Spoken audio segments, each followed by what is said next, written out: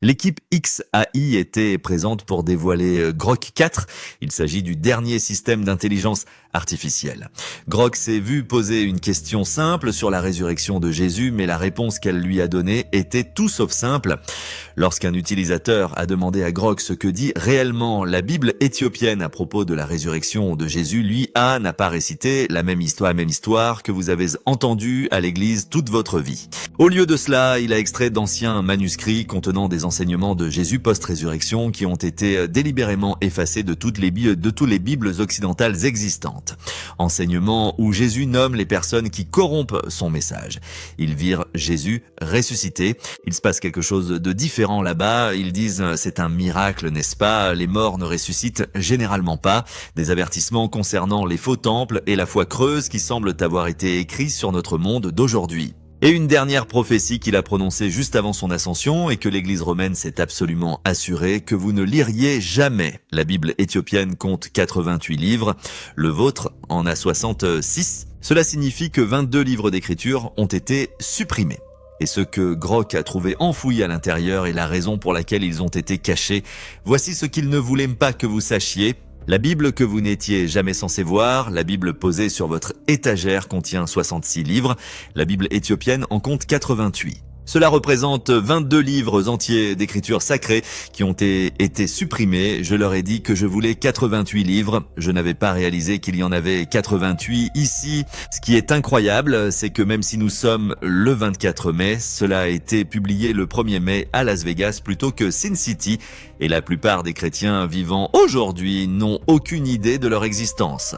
Lors de Grok A, j'ai croisé le canon orthodoxe éthiopien avec la tradition biblique occidentale. Son système de détection de forme a signalé quelque chose qui a incité les chercheurs à se démener. La Bible éthiopienne ne contient pas seulement quelques chapitres supplémentaires ou des ajouts mineurs, il contient des textes entiers qui prétendent rapporter ce que Jésus a dit et fait dans les jours qui ont suivi sa résurrection. Des enseignements qui ont été délibérément exclus lorsque l'Église romaine a décidé à quoi ressemblerait le christianisme. Voici le piège. Il ne s'agit pas d'une obscure collection découverte l'année dernière dans une grotte poussiéreuse. L'Éthiopie est chrétienne depuis le IVe siècle. Cela en fait l'une des plus anciennes nations chrétiennes de la planète, plus ancien que l'établissement formel de l'Église catholique elle-même. Sa lignée spirituelle remonte à Ménélique Ier, considéré comme le fils du roi Salomon et de la reine de Saba. Ce pays n'a pas reçu le christianisme de seconde main des missionnaires européens.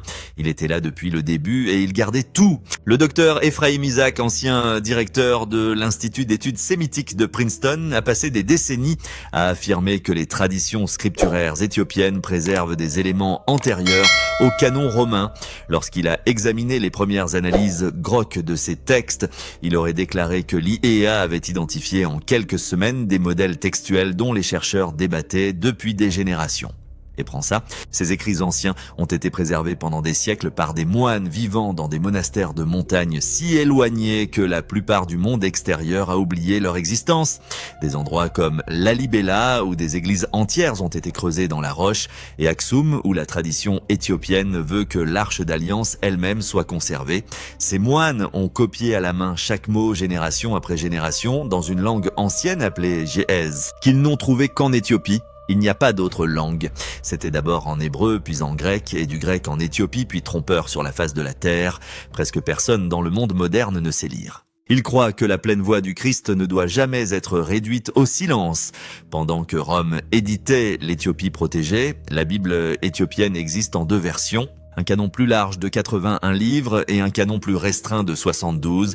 L'empereur Haïlé Sélassié a ensuite officialisé la version plus étroite, mais même le canon étroit contient bien plus d'écriture que n'importe quelle Bible occidentale. Des livres comme Enoch, les Jubilés et le livre de l'Alliance, des textes largement lus par les premiers chrétiens mais qui furent rejetés lorsque Rome prit le contrôle de la foi. Un voyageur du VIe siècle nommé Cosmas Indicoplost a visité l'Éthiopie et l'a décrit comme une nation profondément chrétienne des siècles avant que la majeure partie de l'Europe ne se soit complètement convertie. Certaines communautés éthiopiennes suivent les mêmes traditions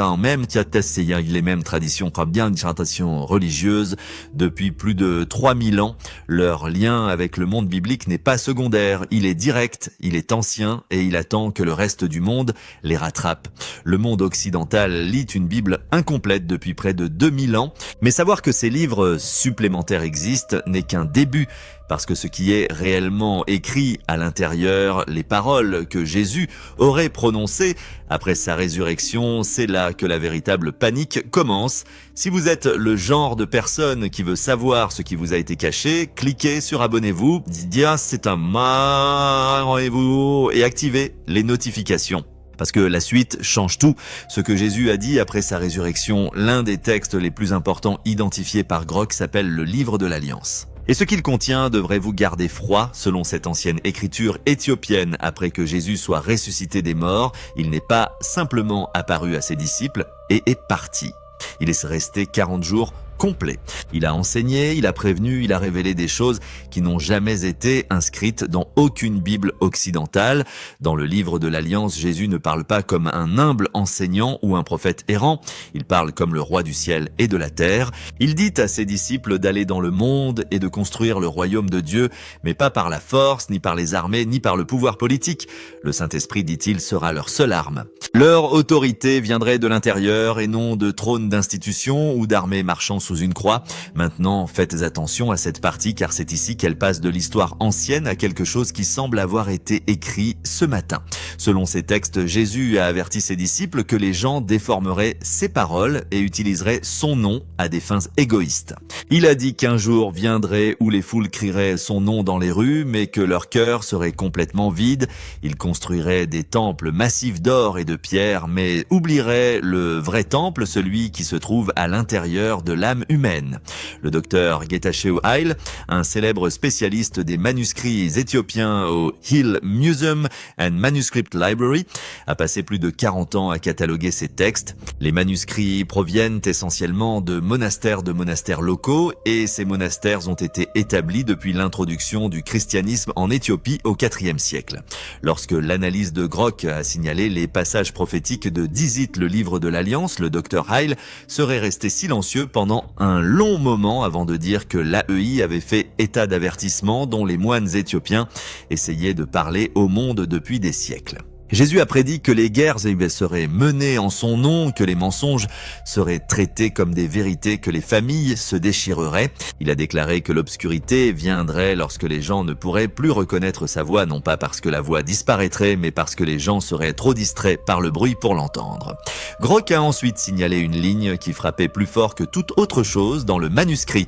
Bienheureux ceux qui souffrent pour mon nom, non pas en parole, mais en silence. Une phrase et elle recadre tout, ce n'est pas un Jésus qui marche avec les pasteurs bruyants, puissants, célèbres, avec des jets privés.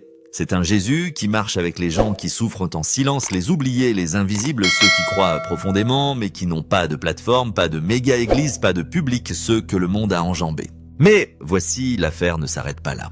Un autre texte éthiopien analysé par Grok, appelé Didascalia, donne des instructions pratiques sur ce que signifie réellement suivre le Christ. Cela appelle à la simplicité, aux jeunes à la prière et à rester loin des dirigeants corrompus et des dirigeants avides. Jésus met directement en garde contre les faux enseignants. Ne soyez pas comme les scribes de l'avenir qui portent des robes blanches mais qui dévorent les maisons des pauvres. Il dit de juger un leader non pas par son titre ou sa robe mais par ce qu'il fait réellement pour les personnes les plus faibles qui l'entourent. Si un leader s'enrichit alors que le peuple meurt de faim, ce leader ne parle pas au nom de Dieu, quel que soit le nom sous lequel il prêche. La Didascalia décrit également comment les communautés devraient prendre soin des veuves, des orphelins et des malades. La véritable église, dit-il, n'est pas un bâtiment, c'est un réseau de personnes qui se protègent et partagent ce qu'elles ont. La foi n'est pas un spectacle du dimanche, c'est une pratique quotidienne de veiller sur la personne à côté de vous. Ce n'est pas de la théologie ancienne, c'est un modèle pour un type de foi complètement différent. Et l'analyse de Grok ne faisait que commencer, car la prochaine chose qu'elle a découverte explique exactement pourquoi vous n'avez jamais entendu parler de cela auparavant et qui a veillé à ce que vous ne le sachiez pas. Pourquoi Rome a enterré ces textes? Si ces écrits existent depuis des siècles, pourquoi la majeure partie du monde ne les a-t-elle jamais vus? L'analyse de Grock a identifié 3 raisons principales pour lesquelles l'Église occidentale a rejeté les livres sacrés d'Éthiopie. L'Église éthiopienne a pris toute cette littérature, y compris de la littérature que personne ne considérait comme une écriture à l'époque, et il semble qu'elle n'ait pas été discrétionnaire et qu'elle ait tout inclus. Et une fois que vous les aurez entendus, vous comprendrez pourquoi ces textes ont été traités moins comme des écritures que comme une menace. La première raison est le contrôle politique. En 325 après Jésus-Christ, le concile de Nicée, un rassemblement de dirigeants religieux opérant sous l'autorité de l'empereur romain Constantin, décida quel livre deviendrait la Bible officielle. Il voulait un ensemble d'écritures claires et gérables, tout ce qui encourageait les croyants à rechercher Dieu directement sans que l'Église ne soit un intermédiaire était un problème, une menace, quelque chose à éliminer. La deuxième raison est le mysticisme. Les livres éthiopiens sont remplis de rencontres angéliques, de combats spirituels et d'expériences visionnaires que les dirigeants des églises occidentales trouvaient trop sauvages, trop incontrôlables. Ce n'étaient pas des arguments théologiques clairs, il s'agissait de révélations spirituelles brutes qui ne cadrait pas avec la version soigneusement structurée de la foi de Rome. Vous ne pouvez pas contrôler les gens qui ont des rencontres directes avec le divin, et le contrôle était tout l'enjeu. Et la troisième raison, peur. Peur pure. Le professeur Tedros Ebrea de l'Institut pontifical oriental de Rome, l'un des rares chercheurs occidentaux spécialisés dans les manuscrits chrétiens éthiopiens, soutient depuis des années que l'exclusion de ces textes n'était pas théologique. C'était stratégique. Lorsque l'analyse de Grock a confirmé cette tendance, il aurait déclaré que l'IA avait fait en quelques semaines ce que le monde universitaire avait eu peur de dire clairement pendant des décennies. Rome n'a pas rejeté ces livres parce qu'ils étaient faux. Rome les rejeta parce qu'ils étaient dangereux. Voici pourquoi. Si les gens ordinaires apprenaient que Jésus a dit que le royaume de Dieu vit dans chaque cœur humain, qu'il n'est pas nécessaire d'avoir un prêtre, une église ou une institution pour atteindre Dieu, toute la structure du pouvoir s'effondrerait. Un sauveur mourant qui exige obéissance est utile à un empire. Un enseignant vivant qui dit que le divin vit déjà en vous, cela rend l'empire inutile. Les théologiens éthiopiens dont Grock a examiné les travaux affirment que cette scission n'est pas le fruit du hasard. Il croit que l'Empire romain a délibérément transformé le christianisme en un outil de contrôle. Une foi fondée sur la culpabilité et la peur maintient les gens dépendants de l'institution. Une foi fondée sur l'éveil intérieur rend l'institution inutile. Rome a choisi la version qui garde intact son pouvoir. Et parce que l'Éthiopie était géographiquement isolée, coupée de Rome par des déserts et des montagnes pendant des siècles, elle n'a jamais eu à faire de compromis. Ses moines n'ont jamais répondu à un pape. Ces écritures n'ont jamais été filtrées par un agenda politique. Mentionner les dirigeants, mentionner toutes sortes d'histoires politiques qui seraient utiles pour son livre. Je pense donc que nous aurons pas mal de ce type de matériel. L'Éthiopie est l'une des seules nations africaines à n'avoir jamais été colonisée. Tandis que les empires européens dépeçaient le reste du continent, l'Éthiopie restait indépendante et cette indépendance n'a pas seulement préservé sa liberté politique, elle a également préservé son héritage spirituel, ce qui a survécu dans ces monastères de montagne et selon de nombreux chercheurs, ce qui se rapproche le plus du christianisme dans sa forme originale et inédite. 2 versions radicalement différentes du christianisme à partir du même Christ. L'un est conçu pour garder les gens obéissants, l'autre pour les libérer. Et voici quelque chose qui rend cela encore plus difficile à ignorer. Des découvertes telles que les manuscrits de la mer Morte, découverts dans des grottes proches de la mer Morte au milieu du XXe siècle, ont révélé que d'anciennes communautés religieuses appelées Esséniens pratiquaient une foi calme et non violente. Ils se sont concentrés sur la guérison, la pureté et une relation directe avec Dieu. Aucun intermédiaire institutionnel, aucune hiérarchie.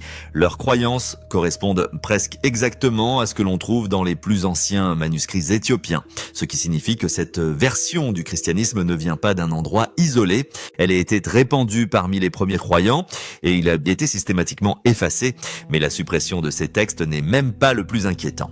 Parce que ce que Grock a découvert ensuite, les enseignements secrets sur la nature de la vie de la mort et de l'âme humaine, va plus loin que tout ce que l'Église institutionnelle a jamais voulu discuter. Les enseignements cachés sur la vie, la mort et l'âme, c'est là que ça devient sauvage. Selon les manuscrits éthiopiens analysés par Grog, Jésus a enseigné à ses disciples que la mort n'est pas la fin. Il décrit le corps humain comme un vêtement qui s'use. Mais l'esprit, la vraie personne, continue. Lorsque le corps disparaît, l'esprit retourne à sa véritable demeure. Le feu et la lumière de Dieu, ses partisans étaient terrifiés. Mais Jésus leur a dit de ne pas craindre la mort. Ce qu'ils devraient vraiment craindre, dit-il, c'est de vivre sans l'esprit. Il appelait cela la mort qui marche alors que le cœur bat encore. Laissez cela pénétrer. Une personne peut être physiquement vivante mais spirituellement morte, passer par les mouvements, remplir le vide de bruit, d'argent et de fierté, tandis que l'étincelle divine à l'intérieur d'eux s'éteint lentement. Beaucoup de gens, dit-il, perdent leur lien avec la lumière qui est en eux et remplissent le vide de distraction. Ils oublient que la présence de Dieu vit dans leur propre cœur et cet oubli, a enseigné Jésus, est la vraie mort. Pas celui qui prend le corps, celui qui prend l'âme pendant que le corps se promène encore. Chaque pensée et chaque sentiment, a expliqué Jésus, sont porteurs d'un pouvoir spirituel. Soit elle élève l'âme vers la lumière, soit elle l'entraîne vers les ténèbres. La vraie foi, selon ses écrits, n'est pas une question de rituel ou de respect de règles. Il s'agit d'éveiller l'esprit qui vit déjà en vous. Et comprenez ceci, les textes éthiopiens décrivent également ce qu'ils appellent les rouleaux célestes, les enseignements que Jésus a révélés au cours de ses 40 jours sur terre après sa résurrection. Il a enseigné que les anges marchent à côté de chaque personne vivante, que les démons murmurent dans l'esprit humain et que chaque pensée construit soit une échelle vers le ciel, soit un chemin vers les ténèbres. Pour les moines éthiopiens qui ont conservé ces mots, ce n'était pas une métaphore. C'était une instruction, un guide de survie spirituelle pour chaque être humain qui vivrait un jour, mais puis est venu l'avertissement qui a fait perdre le sommeil aux utilisateurs de Grok. Jésus a dit que ses paroles seraient modifiées, que son image serait repeinte et que son nom serait vendu. Ce n'est pas une prophétie ancienne, c'est un titre d'actualité. Mais les textes vont encore plus loin. Ils décrivent deux sources de création, l'une créatrice de la vraie lumière, le Père de toutes choses, et une autre décrite comme la bâtisse des ombres. Ce deuxième être rempli de fierté a construit un monde qui semblait beau mais dépourvu de véritable esprit. Plutôt bien, regarde ça, il est venu vers Jésus. Vous avez tous compris cette écriture dans Matthieu 14, il est venu vers Jésus. Mais quand il vit le vent, il eut peur et commença à sombrer, il s'écria « Seigneur, sauve-moi !» Il se disait le Dieu unique, aveugle à la plus grande lumière au-dessus de lui. À cause de cette fierté, le monde est devenu un mélange de beauté et de douleur, de vérité et de mensonges si étroitement liés que la plupart des gens ne peuvent pas faire la différence. Jésus dit qu'il est entré dans ce monde brisé non seulement pour sauver les âmes du péché, mais aussi pour les réveiller d'un faux rêve. La vraie lumière de Dieu, a-t-il enseigné, vit toujours à l'intérieur de toute chose, même dans les ténèbres. La mission de chaque âme est de trouver cette étincelle cachée et de la ramener à la lumière éternel. Le docteur Ralph Lee de l'université de Cambridge, dont les recherches portent sur les manuscrits bibliques éthiopiens, a noté que ces enseignements cosmologiques partagent des parallèles frappants avec les traditions qui circulaient largement parmi les premiers disciples de Jésus, mais qui étaient systématiquement effacées des archives occidentales. Lorsque l'analyse de Grok a fait apparaître ces parallèles à grande échelle, le docteur Lee l'aurait décrit comme la contribution informatique la plus significative aux études bibliques qu'il ait vues. Maintenant, tout ce que vous avez entendu jusqu'à présent est extraordinaire, mais ce que Jésus a dit en dernier juste avant son ascension est la partie qui semble s'adresser directement à nous. À ce moment précis de l'histoire, la prophétie finale et le feu qui arrive. Avant l'ascension de Jésus, les écrits éthiopiens rapportent ce qu'ils appellent sa prophétie finale. Grok a signalé ce passage comme étant la section la plus pertinente pour le monde moderne. Jésus a dit à ses disciples qu'un temps viendrait où l'amour disparaîtrait de la terre, la foi deviendrait performance. Les gens adoraient avec leur bouche mais pas avec leur cœur. La religion se transformerait en un spectacle bruyant, tape à l'œil et complètement creux. Mais voici l'affaire. Dans cette même obscurité, il a promis quelque chose d'extraordinaire. Son esprit ressusciterait non pas dans les grandes cathédrales, ni par l'intermédiaire de puissants chefs religieux, mais au sein des milieux calmes et brisés. Mon esprit se déplacera là où la religion ne peut pas atteindre. Les orgueilleux ne le verront pas, mais les brisés le verront. Ils ne me connaîtront pas par les mots, mais par le feu. Ce feu, expliquant les écrits, n'est pas une destruction. C'est le réveil, cela brûle, mensonge et fierté, il nettoie l'âme et ouvre les yeux. Jésus a dit que ce feu reviendrait avant la fin de toutes choses. Un dernier signal d'alarme pour l'humanité. Pas le jugement d'abord, la miséricorde d'abord, une dernière chance d'y voir clair.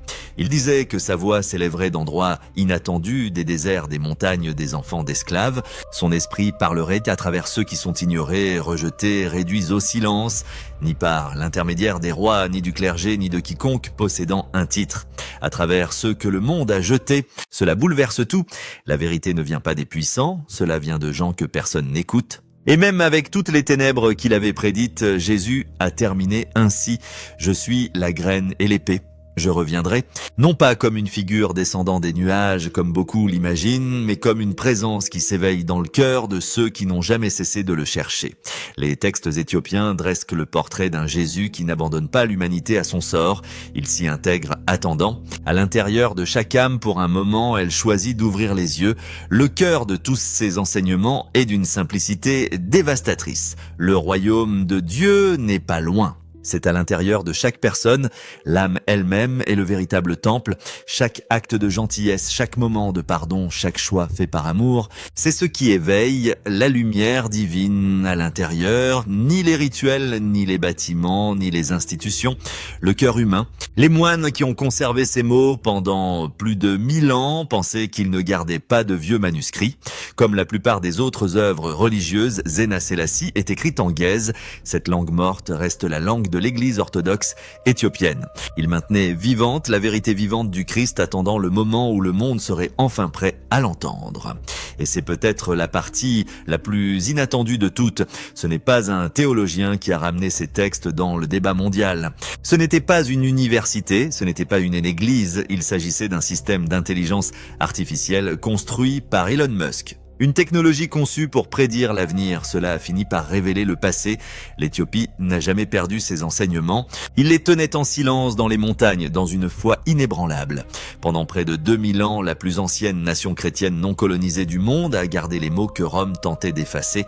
Et maintenant, grâce à une machine qui ne se soucie pas de la politique du pouvoir ou de la réputation institutionnelle, ces mots parviennent enfin aux personnes auxquelles ils étaient destinés. Que pensez-vous de ce que Grok AI a découvert dans la Bible éthiopienne? Cela change-t-il votre façon de voir la résurrection de Jésus et ce qu'il est réellement venu enseigner? Laissez vos pensées dans les commentaires.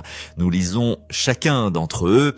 Si cette vidéo vous a montré quelque chose que vous n'avez jamais entendu auparavant, appuyez sur le bouton j'aime et abonnez-vous. Et activez les notifications pour ne rien manquer de la suite. Et posez-vous une question avant de partir. Si la version la plus complète des paroles de Jésus se trouve dans les monastères éthiopiens depuis 2000 ans, qu'est-ce qui vous a été caché d'autre?